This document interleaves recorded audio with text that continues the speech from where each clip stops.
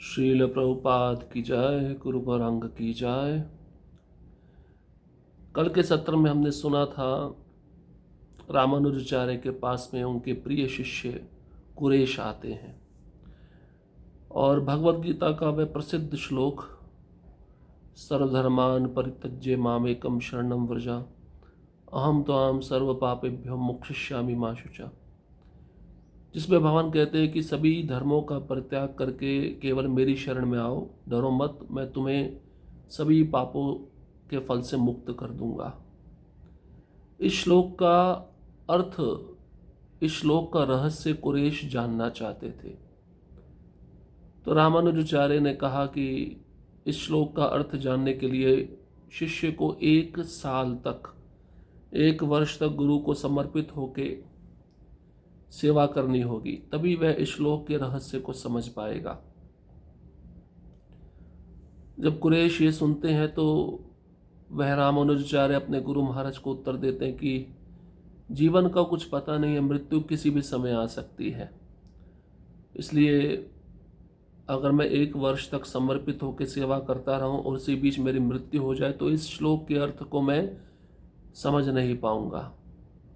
तब रामानुजाचार्य 1 महीने का समय देते हैं। 1 महीना जो शिष्य गुरु को समर्पित होकर सेवा करता है उसको इस श्लोक का अर्थ, इस श्लोक का रहस्य पता चल जाएगा। तो 1 महीने तक कुरेश समर्पित होकर रामानुजाचार्य की सेवा करते हैं और रामानुजाचार्य इस श्लोक का अर्थ उनको समझा देते हैं। अब रामानुजाचार्य के दूसरे एक प्रिय शिष्य थे जिनका नाम था दाशरथी। दाशरथी के मन में भी यही उत्सुकता जागृत होती है कि मुझे भी इस श्लोक का अर्थ जानना है। अब दाशरथी बहुत विद्वान होते हैं, रामानुजाचार्य के पास में जाकर जिज्ञासा करते हैं, मुझे भी इस श्लोक के रहस्य को समझाइए। तो रामानुजाचार्य जानते थे इनके अंदर अपनी विद्वत्ता का गर्व है और दूसरा ये मेरे संबंधी हैं, इसलिए रामानुजाचार्य उनको इस श्लोक का अर्थ न समझाते हुए उनको गोष्ठीपूर्ण के पास भेजते हैं। आप गोष्ठीपूर्ण के पास जाइए और इस श्लोक के अर्थ का समझने का प्रयास कीजिए। रामानुजाचार्य के आदेशानुसार दाशरथी गोष्ठीपूर्ण के पास जाते हैं। गोष्ठीपूर्ण 6 महीने तक दाशरथी को अपने पास में रखते हैं, लेकिन इस श्लोक के रहस्य का अर्थ नहीं समझाते। जब जब दाशरथी गोष्ठीपूर्ण के पास जाते हैं तब तब गोष्ठीपूर्ण का एक ही उत्तर होता है, अभी आप समर्थ नहीं हो श्लोक के रहस्य को समझने के लिए। निराश होकर दाशरथी वापस श्रीरंगम आ जाते हैं, रामानुजाचार्य को सारा वृत्तांत बताते हैं। रामानुजाचार्य को जब अपना वृत्तांत सुना रहे होते हैं दाशरथी, उसी समय रामानुजाचार्य के गुरु महाराज महापूर्ण की पुत्री अतुलाई वहाँ पे आ जाती है, क्योंकि महापूर्ण ने ही अपनी पुत्री को रामानुजाचार्य के पास भेजा था उसका दुख दूर करने के लिए। अतुलाई आकर रामानुजाचार्य के समक्ष, जहाँ पर दाशरथी भी बैठे थे, अपने दुख का वर्णन करती है कि मैं शादीशुदा हूँ, मैं जहाँ पे ब्याही गई हूँ, जहाँ पे मेरी शादी हुई है, तो रोज़ मेरी सास मुझे कुएं से जल भरने के लिए भेजती है। वो रास्ता बड़ा निर्जन है, कष्टमय है। उस कष्टों को सहन करते हुए मैं जब घर में पानी लेकर आती तो मैं इतनी थक जाती हूँ कि मैं दूसरे कार्य नहीं कर पाती, और मेरी सास मुझे व्यंग्यात्मक वचन सुनाती है कि अपने पिता के घर से नौकर ले आती। अब इतना भी धन हमारे पास में नहीं है कि हम नौकर रखकर उसकी पैसे का इंतज़ाम कर सके। तो ये सब वृत्तांत अतुलाई अपने पिता के जो शिष्य हैं रामानुजाचार्य उनको बता रही थी, और इसी कारण से अतुलाई दुखी होकर अपने पिता के घर वापस लौट आई थी। अब समस्या का समाधान वह चाहती थी, इसलिए वह रामानुजाचार्य के पास में आई थी। अब रामानुजाचार्य जब उसके कष्ट को सुनते हैं, उसके अनुरोध को सुनते हैं, तो रामानुजाचार्य का क्या उत्तर होता है। इस अनुरोध पर रामानुज ने तुरंत उत्तर दिया, प्रिय बहन, चिंता मत करो, यहाँ मेरे पास एक ब्राह्मण है जिसे मैं तुम्हारे साथ भेजूंगा। वह सरोवर से पानी लाने और खाना पकाने का काम भी करेगा। तो वह ब्राह्मण कौन है? दाशरथी। रामानुजाचार्य दाशरथी की ओर इशारा कर कर अतुलाई को बताना चाहते हैं कि जो नौकर तुम चाहती हो, जो तुम्हारा काम करे, तुम्हारे लिए पानी भर के लाए, तुम्हारे घर का खाना बनाए, वो दाशरथी है। इतना कहकर उन्होंने महान विद्वान दाशरथी की ओर देखा। यद्यपि रसोई में सेवक के रूप में काम करना एक पेशा था, परंतु वह उनके समान एक प्रसिद्ध पंडित के लिए अनुपयुक्त हो सकता था। दाशरथी ने अपने गुरु की इच्छा को समझा और हर्षपूर्वक अतुलई के ससुर के घर का अनुसरण किया। वहां वे रसोई का सारा काम बड़ी सावधानी और लगन पूर्वक करने लगे। इस प्रकार 6 महीने बीत गए। गुरु जो आदेश देते हैं उसका पालन यथापूर्वक होना चाहिए, तभी शास्त्र के गुहे से गुहे श्लोक का अर्थ वह शिष्य समझ सकता है। अब जब अतुलई की कष्ट को, समस्या को सुने रामानुचार्य, उन्होंने दाशरथी की ओर देखा। दाशरथी समझ गए कि अब मेरे गुरु महाराज क्या चाहते हैं। जबकि दाशरथी बहुत विद्वान थे, उनके लिए नौकर बनना कोई अच्छी बात नहीं थी। सेवक के रूप में उनका काम करना एक पेशा हो सकता है, परंतु विद्वत्ता, मान सम्मान, यश में बहुत वे प्रख्यात थे और उनके समान कोई प्रसिद्ध पंडित उस समय नहीं था, इसलिए उनके लिए ये कार्य अनुपयुक्त हो सकता था। लेकिन दाशरथी ने अपने गुरु की इच्छा को समझ लिया। प्रसन्न होकर अतुलई के ससुर के घर का दाशरथी ने अनुसरण किया। दाशरथी वहां जाकर बहुत अच्छे से रसोई का सारा काम संभाल लिए। बड़ी सावधानी से, लगन पूर्वक, एकाग्रता पूर्वक उस कार्य को करने लगे। पानी भर के लाना, रसोई में खाना बनाना, ये कार्य करते करते दाशरथी को 6 महीना बीत गया। एक दिन एक वैष्णव गांव में आए और लोगों की एक सभा के सामने एक श्लोक समझा रहे थे। दाशरथी भी उस सभा में थे और जब उन्होंने वक्ता की प्रस्तुति को निर्विशेष भ्रांतियों से भरा हुआ सुना, तो वह इन त्रुटियों को इंगित करने से स्वयं को रोक नहीं पाए। इस पर वह व्यक्ति बहुत चिढ़ गया और चिल्लाया, रुको मूर्ख, सियार कहाँ है और स्वर्ग कहाँ है? किसने एक रसोइये को शास्त्र समझाते हुए सुना है? रसोई में लौट जाओ और वहां अपनी प्रतिभा का प्रदर्शन करो। अब एक दिन एक घटना घटती है। उसी गांव में एक वैष्णव आता है जो एक श्लोक का अर्थ समझा रहा होता है। सारे गांव के वासी बैठे होते हैं, उस श्लोक के अर्थ को सुन रहे होते हैं, समझ रहे होते हैं। भरी सभा में दाशरथी भी बैठे हुए होते हैं। जब उस वैष्णव की वक्ता की प्रस्तुति का निर्विशेष भ्रांतियों से भरा हुआ वह श्लोक सुनते हैं, कौन? दाशरथी। तो दाशरथी तुरंत उस श्लोक में की गई मायावाद की भ्रांतियों की त्रुटियों को समझ लेते हैं और स्वयं को रोक नहीं पाते। कौन वैष्णव चाहेगा कि भगवान की निंदा हो रही हो और वह वैष्णव कुछ कार्य ना करे, उसका प्रतिरोध ना करे? जब दाशरथी ने उस वक्ता के मायावाद की भ्रांतियों को बोलने से रोक दिया, उनकी त्रुटियों को गिनाया, उनकी गलतियों को पहचान लिया, तो वक्ता बहुत क्रोधित हो गया, चिढ़ गया और चिल्लाने लगा, सियार कहाँ है और स्वर्ग कहाँ है? तुम तो एक रसोइये हो, रसोई में जाके अपना कौशल दिखाओ।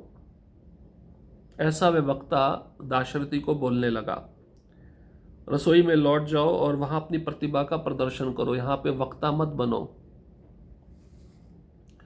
इन कठोर शब्दों पर क्रोधित होने का एक भी संकेत दिखाए बिना दाशरथी ने शांतिपूर्वक श्लोक का स्पष्टीकरण दिया और उस स्थान को छोड़कर चले गए। शिष्य एक भक्त कैसे होता है, दाशरथी के चरित्र से हम सीख सकते हैं। एक तो कोई गर्व नहीं था कि मैं संबंधी हूँ रामानुजाचार्य का, ये भी कोई गर्व नहीं था कि विद्वान मैं बड़ा पंडित हूँ। तीसरा, जब उस वक्ता की त्रुटियों को दाशरथी ने गिनाया तो क्रोधित नहीं हुए, शांतिपूर्वक उन्होंने उस श्लोक का स्पष्टीकरण किया। शांतिपूर्वक शांतिपूर्वक उस श्लोक का स्पष्टीकरण करने के बाद दाशरथी वहां से चुपचाप चले गए। उन्होंने ऐसा नहीं कहा कि ये वक्ता जो बाहर से आया है मुझे कैसे अपशब्द बोल रहा है, इन अपशब्दों को मैं सुन नहीं सकता, मेरा मान सम्मान घट जाएगा। ऐसा भाव दाशरथी के मन में नहीं आया, क्योंकि पूर्ण रूप से अपने गुरु के द्वारा उनको वैष्णव सदाचार का प्रशिक्षण प्राप्त था। भिन्न भिन्न शास्त्रों पर आधारित उनका प्रस्तुतिकरण इतना प्रभावशाली था कि जो भी उनका प्रवचन सुनता वह मंत्र मुग्ध हो जाता था। यहाँ तक कि मूल वक्ता ने भी उनके चरण स्पर्श करके उनसे क्षमा याचना की और पूछा, ऐसा कैसे हो सकता है कि आप जैसा निष्ठावान भक्त और महान विद्वान रसोई का तुच्छ कार्य करने में लगा हुआ है। दाशरथी इतने प्रखर वक्ता थे कि जो भी उनका प्रवचन सुनता था तो लोग उनके प्रवचन को सुनकर मंत्र मुग्ध हो जाते थे। भिन्न भिन्न शास्त्रों पर आधारित दाशरथी का जो प्रस्तुतिकरण था, प्रेजेंटेशन था, इतना प्रभावशाली था कि उनके प्रवचन को सुनते ही लोग भक्त बन जाते थे। अब मूल वक्ता मायावादी जो बाहर से आया था वैष्णव बनकर, उसने भी जब दाशरथी के मुख से ये प्रवचन को सुना तो वह वक्ता दाशरथी के चरणों में गिर पड़ा और क्षमा याचना मांगने लगा। और उस मूल वक्ता के मन में ये विचार आया, ऐसा कैसे हो सकता है कि एक निष्ठावान भक्त, एक महान विद्वान शास्त्रज्ञ रसोई में काम कर रहा है, पानी भर के ला रहा है कुएं से। ऐसी तुच्छ सेवा करने का अधिकार दाशरथी को नहीं था, लेकिन फिर भी वो कर रहे थे। इस पर दाशरथी ने उत्तर दिया कि वह केवल अपने गुरु के आदेश के अनुसार कार्य कर रहे थे, जो कि उनका जीवन प्राण है। जब सभी लोगों को ज्ञात हुआ कि वह प्रसिद्ध भक्त विद्वान दाशरथी हैं, तो वह एक समूह में श्रीरंगम में रामानुज के समक्ष अपनी याचिका प्रस्तुत करते हुए कहने लगे, हे महात्मा, ये उचित नहीं है कि आपका योग्य शिष्य रसोइये के रूप में संलग्न है। उनके हृदय में अहंकार का कोई संकेत नहीं है और निश्चित रूप से वह एक महान उन्नत परमहंस भक्त है। कृपया आज्ञा दें कि हम उन्हें पुनः आपके चरणों की सेवा में लगाएं। अब दाशरथी ने उत्तर दिया कि मैं जो रसोइये का काम कर रहा हूँ, कुएं से पानी भर के ला रहा हूँ, ये मेरे गुरु का आदेश है और मैं अपने गुरु के आदेश का पालन कर रहा हूँ, यही मेरा जीवन प्राण है। एक शिष्य का जीवन प्राण क्या है? गुरु की आज्ञा। अगर शिष्य गुरु की आज्ञा का पालन नहीं कर रहा है दीक्षा लेकर, तो वह परंपरा से कट चुका है, गुरु की आज्ञा से विनष्ट हो चुका है। जब सभी लोगों ने सुना कि ये प्रसिद्ध भक्त विद्वान दाशरथी हैं, तो सारे भक्त उस गांव के श्रीरंगम की ओर चल पड़े रामानुजाचार्य से मिलने के लिए। और वहां पहुंचकर सभी भक्तों ने रामानुजाचार्य के चरणों में निवेदन किया, आपका एक महान योग्य शिष्य दाशरथी, आपने उसको रसोइये की सेवा में लगाया है। दाशरथी के हृदय में अहंकार का कोई संकेत भी नहीं है, फिर भी ऐसी सेवा में आपने उनको क्यों लगाया? वह एक उन्नत परमहंस भक्त हैं, कृपया आज्ञा दीजिए, हम दाशरथी को वापस लेकर आते हैं और आपके चरणों में नियुक्त कर देते हैं, आपके चरणों की सेवा में लगा देते हैं। आपने उनको वहां पे क्यों भेजा है? लोगों के मुख से अपने शिष्य का इस तरह वर्णन सुनकर यतिराज इतने प्रसन्न हुए कि वे स्वयं उनके साथ लौट आए। रामानुज ने दाशरथी को गले लगाया और उन्हें आशीर्वाद दिया। श्रीरंगम में लौटने के बाद उन्होंने उन्हें भगवत गीता में भगवान कृष्ण द्वारा अर्जुन को दिए गए अंतिम निर्देश का पूरा महत्व समझाया, जो एक भक्त के परम पुरुषोत्तम भगवान के प्रति समर्पण के सार को प्रकट करता है। क्योंकि दाशरथी ने भक्तों की सेवा करके उनकी इच्छा पूर्ण की थी। उसी दिन से वे वैष्णव के नाम से प्रसिद्ध हो गए। अब रामानुजाचार्य जब गांव के लोगों के मुख से दाशरथी के गुणों का वर्णन सुनने लगे, रामानुज इतने प्रसन्न हो गए। रामानुज ने उन सभी भक्तों को कहा, मैं आप सबके साथ चलता हूँ दाशरथी को वापस लाने के लिए। तो रामानुज उन सभी गांव के भक्तों के साथ चल पड़े दाशरथी को मिलने के लिए। दाशरथी के पास जैसे ही पहुंचे रामानुज ने दाशरथी को गले लगा लिया और उन्हें आशीर्वाद दिया। और आशीर्वाद देने के बाद रामानुजाचार्य दाशरथी को अपने साथ में लेकर श्रीरंगम वापस आए। श्रीरंगम में रामानुजाचार्य ने, जो दाशरथी की इच्छा थी भगवत गीता के अंतिम श्लोक को समझना, रामानुजाचार्य ने उनको भगवत गीता का जो सार है, जो अंतिम में भगवान कृष्ण ने अर्जुन को वह श्लोक सुनाया, उसका सार प्रकट किया। कैसे एक भक्त भगवान के चरणों में या गुरु के चरणों में समर्पित होकर सेवा में लग जाता है। उस श्लोक को रामानुजाचार्य समझा दिए दाशरथी को। और दाशरथी को ये वैष्णव पद कैसे प्राप्त हुआ, इस श्लोक का अर्थ कैसे समझ में आया, यहाँ पे रहस्य बताया गया। क्योंकि दाशरथी ने भक्तों की सेवा की थी। अतुलाई कौन थी? उनके गुरु महाराज की पुत्री थी, वैष्णवी थी, उनकी सेवा की थी। और अतुलाई की इच्छा को पूर्ण किया था, अपने गुरु महाराज की इच्छा को पूर्ण किए थे दाशरथी। इसलिए उसी दिन से वैष्णव के नाम से वह प्रसिद्ध हो गए और भगवत गीता का वह श्लोक जिसका अर्थ वह जानना चाहते थे, उस अर्थ को वह यथारूप में अपने गुरु महाराज के मुख से समझ पाए। तो सिद्धांत ये कहता है कि केवल पढ़कर शास्त्र को समझा नहीं जा सकता, शास्त्र को पहचाना नहीं जा सकता। गुरु की आज्ञा का पालन करके ही शास्त्र के गुह्य से गुह्य तत्व को समझा जा सकता है। गुरु के द्वारा बताई गई आज्ञा को अपने हृदय में धारण करके जब कोई शिष्य सेवा करता है, तब शास्त्र के श्लोक को वह समझ पाएगा, उसके गुह्य रहस्य को जान पाएगा। श्रील प्रभुपाद जी अपने गुरु महाराज के प्रति कितने समर्पित थे, और समर्पण भाव इतना था कि इतनी बड़ी सेवा करके भी वह विनम्र रहते थे। कभी भी प्रभुपाद जी में कोई अहंकार का लेश मात्र भी प्रवेश नहीं कर पाया था। तो हमारे जो गुरु परंपरा में आचार्य हैं, उनसे हमें सीखना चाहिए। हम कोई भी सेवा करें, उस सेवा की योग्यता हम में नहीं है, लेकिन शक्ति गुरु महाराज ने प्रदान की है।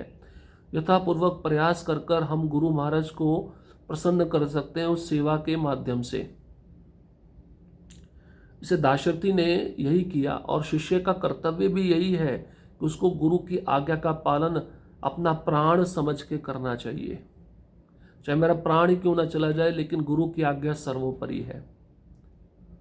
विश्वनाथ चक्रवर्ती ठाकुर भी कहते हैं, गुरु की आज्ञा शिष्य के लिए प्राण है। अगर वह उस गुरु की आज्ञा का पालन नहीं कर रहा तो वह जीते जी मर चुका है, चाहे वो दीक्षित ही क्यों ना हो। इसलिए बहुत गंभीर विषय है। दीक्षा वही भक्त लेना चाहिए जो गुरु को समर्पित होकर सेवा भाव में पूरी तरह से रत हो सके, तभी उस भक्त की दीक्षा सफल होती है। हरे कृष्णा कृष्ण कृष्णा हरे हरे, हरे राम राम राम हरे हरे। श्रील प्रभुपाद की जय, गुरु का रंग की जय।